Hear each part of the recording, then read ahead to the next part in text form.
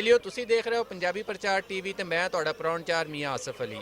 ਤੁਹਾਨੂੰ ਪਤਾ ਹੀ ਆ ਬਾਬਾ ਗੁਰੂ ਨਾਨਕ ਜੀ ਦੇ 550ਵੇਂ ਜਨਮ ਦਿਨ ਦੇ ਸਿਲਸਿਲੇ 'ਚ ਦੁਨੀਆ ਭਰ ਤੋਂ ਦੇਸ਼ ਵਿਦੇਸ਼ ਤੋਂ ਸਿੱਖ ਯਾਤਰੀ ਇੱਥੇ ਆਏ ਹੋਏ ਆ।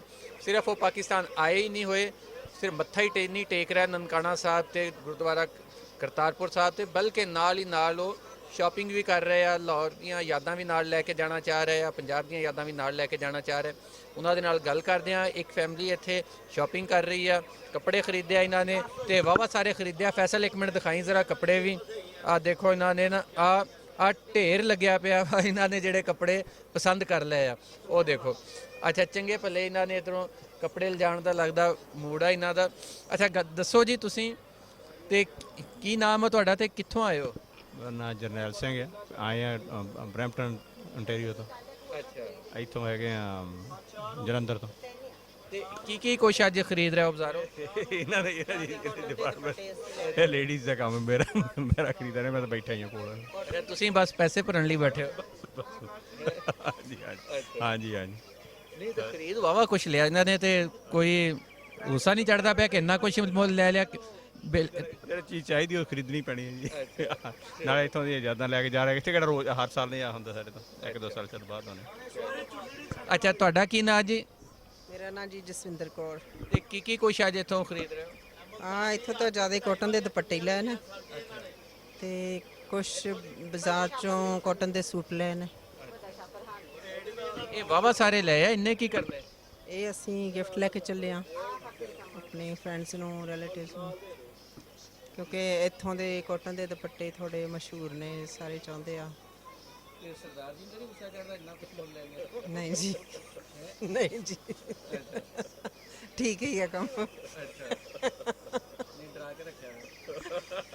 ਨਹੀਂ ਇਦਾਂ ਤਾਂ ਨਹੀਂ, ਇਦਾਂ ਤਾਂ ਨਹੀਂ।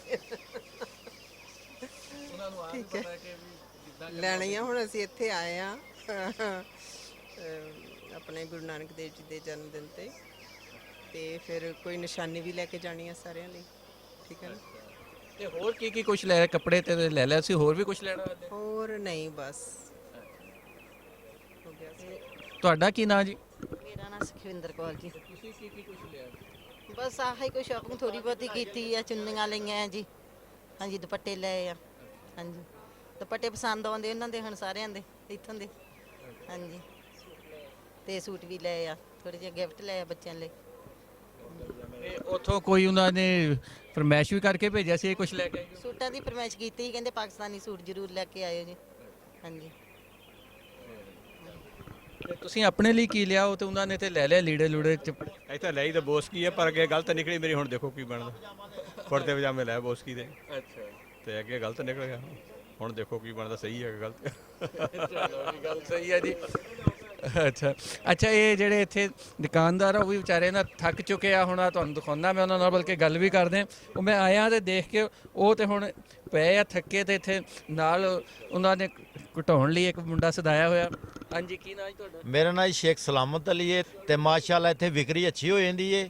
ਆ ਜਿਹੜੇ ਬਾਬਾ ਜੀ ਦੇ ਮੰਨਣ ਵਾਲੇ ਆਂਦੇ ਨੇ ਬਹੁਤ ਪਿਆਰੇ ਨੇ ਤੇ ਬੜੇ ਚੰਗੇ ਨੇ ਤੇ ਬੜੀ ਮੁਹੱਬਤ ਵਾਲੇ ਨੇ। ਸਾਡਾ ਮਾਲ ਸਾਰੇ ਵਿਕ ਜਾਂਦਾ ਤੇ ਅੱਲਾ ਰਿਜ਼ਕ ਵੀ ਦਿੰਦਾ ਸਾਨੂੰ ਜੀ। ਔਰ ਚੀਜ਼ਾਂ ਇਹਨਾਂ ਨੂੰ ਮਿਆਰੀ ਦੇ ਦੀਆਂ ਨੇ।